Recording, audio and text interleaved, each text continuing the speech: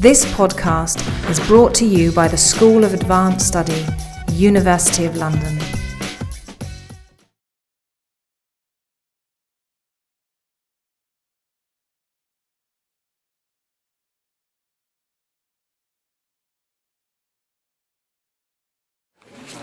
Welcome everybody to the Muse of Modernity Symposium, and welcome to Senate House. We're very happy to be hosted here by the Centre for the Study of Cultural Memory. I'm Clare Parfitt-Brown. I'm a Principal Investigator on the Dancing with Memory project based at the University of Chichester. And I'd also like to introduce Selena Montero, who you will have seen on the way in at the back. She's project assistant, and if you have any questions about logistics during the day, then feel free to approach either me or Selena. So this is the final symposium for the Dancing with Memory project. We had one last June. And it's been a 2-year AHRC funded leadership fellowship project looking at the relationship between popular dance and cultural memory. And publications from the project will continue to come out, including the book that I'm currently feverishly writing on the can-can and cultural memory. So keep an eye on the website and the Facebook page and the Twitter feed for updates on those. I also wanted to quickly mention Pop Moves, the Pop Moves research group, because if you're interested in other research events to do with popular dance, then this is the network that you need to follow. There's a website and a Facebook page, so there'll be lots of continuing events through Pop Moves, even beyond the duration of this particular project.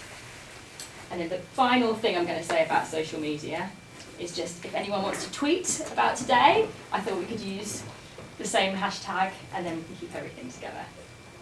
So what I'd like to do is tell you a little bit about the research that this symposium emerged from. So my research over a number of years has focused on the can-can as a popular social and performance practice. And in this research, I increasingly noticed a recurring theme that the can-can in live performance, film, images, and even in writing often referenced its own history. It embodied in its choreography particular selective memories of itself. For example, this scene from the film Moulin Rouge in 1952 attempts to reanimate this poster by Toulouse-Lautrec from 1891. The poster for the Moulin Rouge and their star dancer, La Goulou. And this is a photograph of La Goulou from slightly earlier, wearing a very pared down version of Napoleon's military costume, therefore referencing and eroticising an earlier period in the can-can's history, which was influenced by the cult of Napoleon in the 1820s. Now, we're going to hear much more about La Goulou later from Will Visconti, so I won't poach on his territory. But this historical referencing led me to start thinking about the can-can as a carrier of cultural memories, both of itself and of its historical and cultural contexts. Now, I situate my research in relation to the broader field of popular dance studies, and so I wondered whether and how other popular dance forms carried cultural memories as well.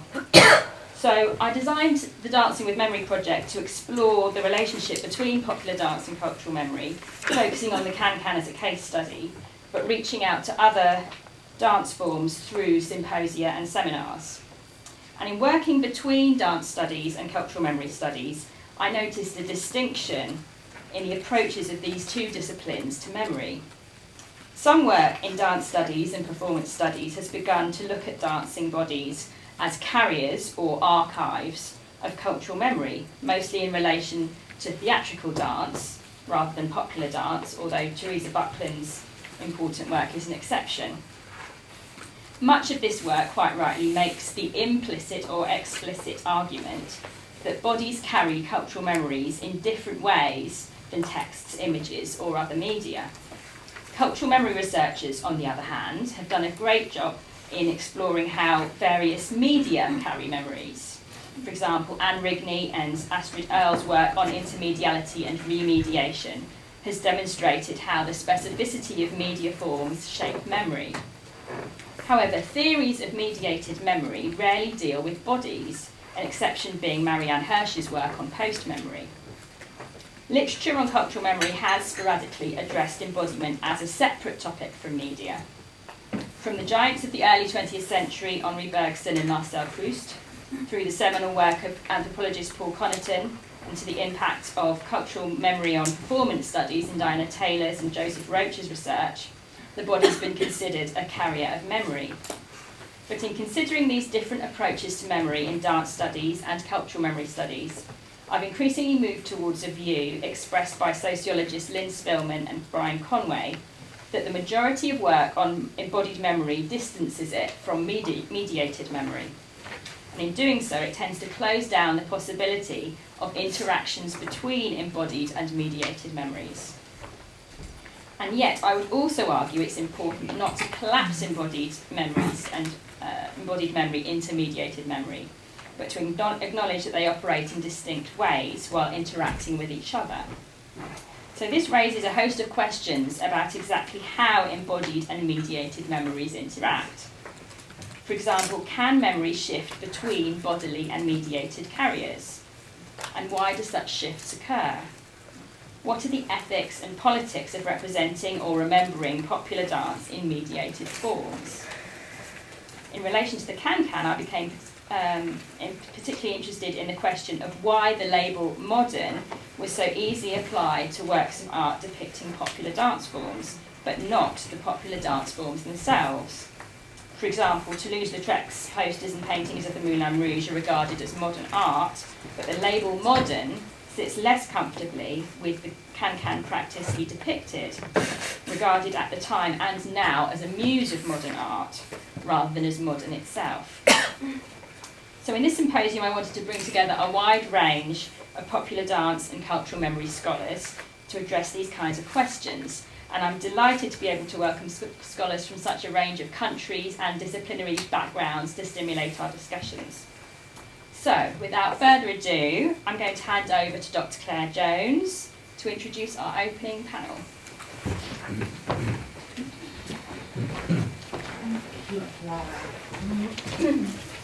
Hi, I'm Claire. I'm going to be chairing the first panel on dance memory image. So John Cooper received his PhD from Yale in 2015. His PhD dissertation, entitled Imperial Balls, An Art History of Sex, War and Dancing in India, England and the Caribbean, 1770 to 1870, examines the aesthetics of movement across three of the many geographies affected by British imperialism. Nautch dancing in India, colonial ballet in England, and social dancing in the Caribbean. So three quite different geographical areas that John will explore in his paper. Thank you. Thanks, Claire. I hope I'm not in the way of the screen now. Well, thanks very much for inviting me in to the panel. I'm delighted to present this research team.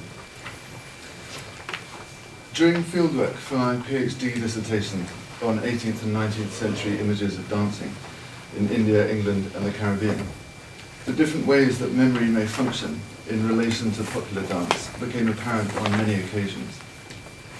Three of my own memories stand out to me. Yes, she's doing like this. In autumn 2013, I was in Calcutta looking for ideas to explain the images I had gathered in the Victoria and Albert Museum of Nautch dancers.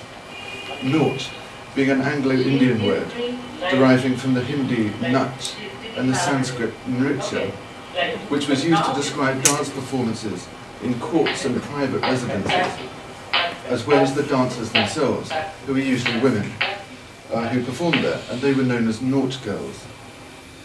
Nautch is also one of the origins of the hybrid Hindu-Islamic post-independence classical Indian dance form Kathak. I was driving in the car of this Kathak dancer, who you see on the screen, at whose studio I had been earlier in the day, watching him and his students, who you see in the film, sharing the images I had from the V&A, putting together steps and poses from the cut-up vocabulary, with the old watercolour and lithographic images from the archive. As we drove along, the dancer told me about the time when he had visited one of the old colonial-era, cusped-arched dancing halls, where gatherings featuring Nautch, which were known as mehfils, used to be held, and where he himself was to give a performance that evening. He turned to me in the car and said, "You know, when I walked into that space, I knew that in a previous life I had been a Nautch girl." The cut-up dancer's memory of that space was a powerful act of affiliation across years, connecting him with the genealogy of performers whom he could not know directly, but whose lives he felt connected to by means of shared architecture of memory, shared gestures, shared songs, rhythms, clothes, and the whole kinesthetic repertory of being that belongs to dancers, which is to find an abiding, yet metamorphic position within Indian society, from antiquity, through colonialism, and after independence.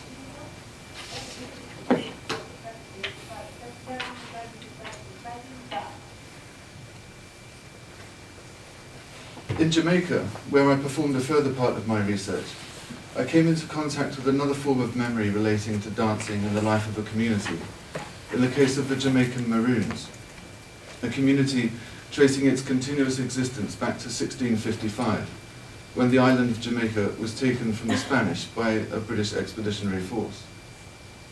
During the battle that ensued, black slaves escaped from their plantations and found refuge in the virtually inaccessible landscapes of first the Blue Mountains and then the leeward territory of the cockpits in the west of the island.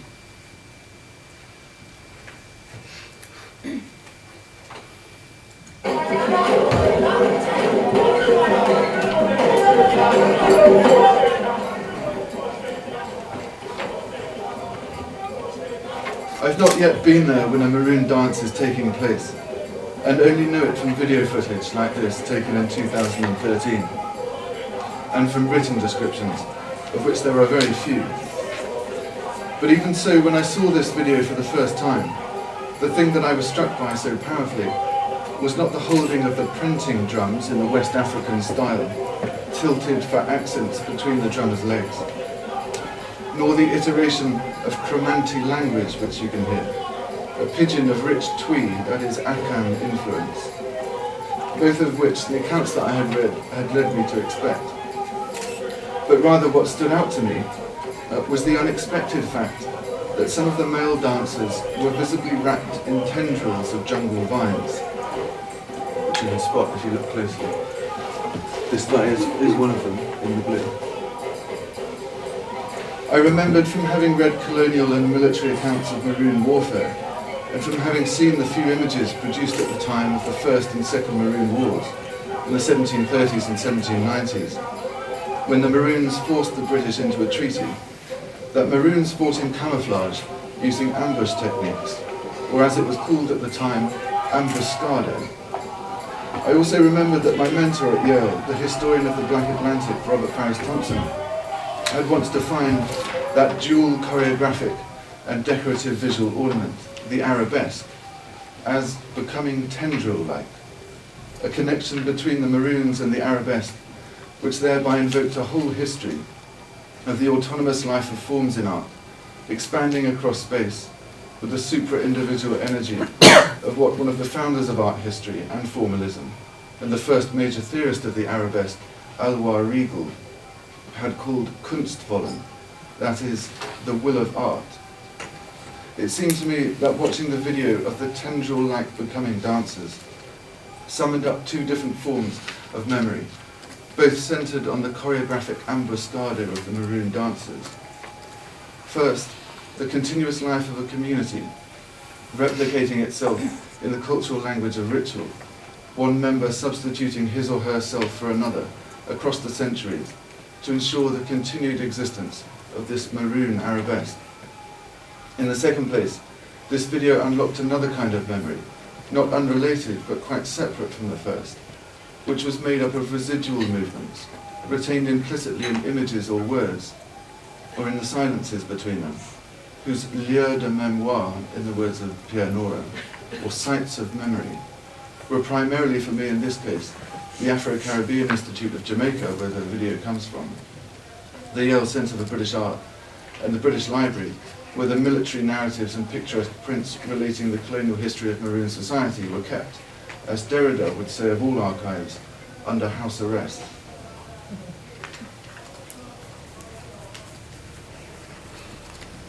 The particular way that images can function as a way of memorizing dance appeared to me in another way a couple of years before I began my fieldwork in 2009, on the 100th anniversary of the founding of the Ballet Russe by Serge Diaghilev in Paris in 1909.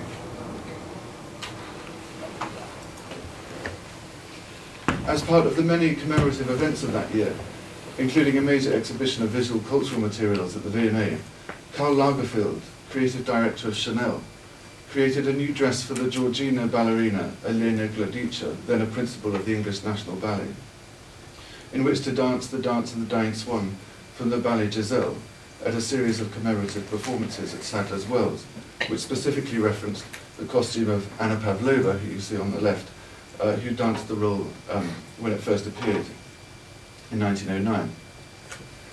I had intended to narrate a story here about a particular kind of commemorative memory at work in the history of classical dancing, but after Claire had the inspired idea to have us exchange our papers, and I read Ray's paper, which you're going to hear afterwards, I felt I wanted to respond to that instead, presuming he's still going to say the same thing. Because the graceful ephemerality of gestures in light, rendered by the film images here, speak to a particular way of remembering, which takes place at the continuously retreating threshold of the disappearing present. Some could read the fluttering feathers, rhinestone, tulle, and silk of these dresses as balletic signs soliciting the voyeuristic gaze of an indulgent bourgeois patron, a reading that has some validity. But these are not the only politics that operate in the ephemerality of movement. Peter Stoneley has said that queerness itself must subsist in ephemeral gestures, because it has needed to remain invisible to an official culture of evidence and facts. And the performance historian Jose Esteban Munoz argued that to accept loss, to accept the ephemerality of the dance, is to accept the way in which one's queerness will always render one lost to a world of heterosexual imperatives, codes, and laws. I introduced this to make a point that movement can create unexpected, or anti-normative, or disruptive, or unanticipated connections between things, rendering objects mobile and difficult to arrest. To that end, the ballet may represent, among other things, a visual embodied language of alteration, which reroutes our perceptions of the past. Thus, although these dying swans are most often used to publicly define the ultimate attainment of grace, they can also open the stage to other histories where the language of gestural ephemerality hovers on the brink of disclosing unexpected configurations of time, space, and being. For example, these two unnamed Spanish dancers, who might take a place in a queer iconography of dancing, rerouting the upward elevated aesthetic of balletic grace through a waist-bending, chronological Andalusian formalism. The tenebrous background of this print removes them from the stage, foreshortens the space of the image to a near intimacy, crops their poised faces like a snapshot between advancing and retreating steps, held on the ephemeral cusp of a private woman-to-woman or even self-identical and therefore autoerotic physical dialogue. The far-reaching global genealogy of the Spanish dance, El Jaleo, which they're shown dancing, is another story that would set their kiss at the center of a choreographic compass, directed out across Mozarab, Indian, and Caribbean genealogies of images and motion, which cannot be fully explored here. These three recollections of the process of research show the reciprocal configurations that bodies and images take in the collective process of remembering dancing. The modality of inquiry known as performance studies has often grappled with a presumed oppositional distinction between the ephemeral embodied gestures of the repertoire, which apparently disappear, and the abiding documentary traces of the archive which remain. Richard Schechner, I think I'm relating something we probably all know here, but I thought I was going first, so I might as well just lay it out. Richard Schechner first declared in the 1960s that performance was immediate and evanescent. Performance originals disappear as fast as they are made, he wrote. No notation, no reconstruction, no film or videotape recording can keep them. The dance critic Marcia Siegel concurred. Dance exists at a perpetual vanishing point. It's an event that disappears in the very act of materializing. Peggy Phelan followed, but with a radically subversive imperative. Performance cannot be saved, recorded, documented, or otherwise participate in the circulation of representations of representations. Once it does so, it becomes something other than performance. Performance becomes itself through disappearance. Rebecca Schneider challenged this stance by asking the question, if we consider performance as of disappearance, of an ephemerality read as vanishment versus material remains, are we limiting ourselves to an understanding of performance predetermined by our cultural habituation to the logic of the archive? Even before that, Amelia Jones had in any case contested the authority of the live event by arguing that there is no possibility of an unmediated relationship to any kind of cultural product, including body art. Diana Taylor then theorized a rift between the archive of supposedly enduring materials and the so-called repertoire of embodied practice or knowledge. Following her, Jose Esteban Munoz proposed that the fundamental indeterminacy and ephemerality of specifically queer performances was not a lack of solid evidence, but a strategy to subvert the evidentiary authority of the archive and evaporate at its touch. However, I found in my own research on images and dancing that it was rarely possible to keep archival images and embodied movement away from one another. These are two examples of the images I looked at with the dancers in Calcutta. Mica paintings of Nautch girls from the 1820s in Benares, now Varanasi. They are two of two series showing Nautch girls and musicians in different positions, often emblematic ones, as if reached in the climax of a musical phrase, probably corresponding to the sculptural arrests known as tuts in the Kathak lexicon.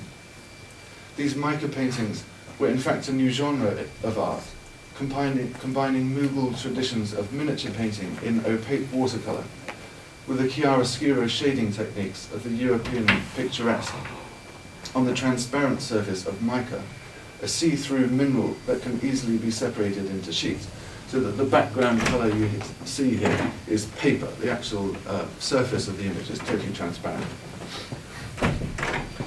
The medium was probably meant to imitate the glass painting traditions of so-called China trade paintings, which would have made their way to India via the opium ships sailing between Hong Kong and the Ganges, on whose banks Varanasi is. Sometimes these series of posturing Nautch girls, isolated on transparent mica, were painted without faces, so that they could be picked up and moved around by the colonial spectator, and placed over a free-floating head, painted on a landscape, so that some semblance of movement was restored to these fragmentary crystals of arrested performance. Kathak dancers in India were quick to point out to me that images such as these contain only the ruins of the great traditions of dancing in the palaces of the princely rulers. Of course, they were right. In the 1820s, when these images were probably made, Lord Cornwallis, Governor-General of India, was bent upon rendering the Raja of Benares dependent and tributary, eroding all the native institutions of power and culture. A hubristic attempt that would lead to the transmogrification of choreographic energies into the bellicose gestures of anti-colonial revolution that would eventually break out in the Great Rebellion of 1857. In the words of the early formalist art historian Henri Faucillon, images such as these, which testify to the translation of embodied movement into flatness, sparkle with metamorphosis. In one sense, this metamorphic potential is real choreographic tracery, hints and suggestions of specific steps, poses, attitudes, and even sequences. But in another way, the sparkle of the dancing image is a sign of its iconographic celerity, its tendency to change into other images. I'll present one further example of an image in movement, again following the progress of memory from the present back into the past, and this will form the conclusion to the paper.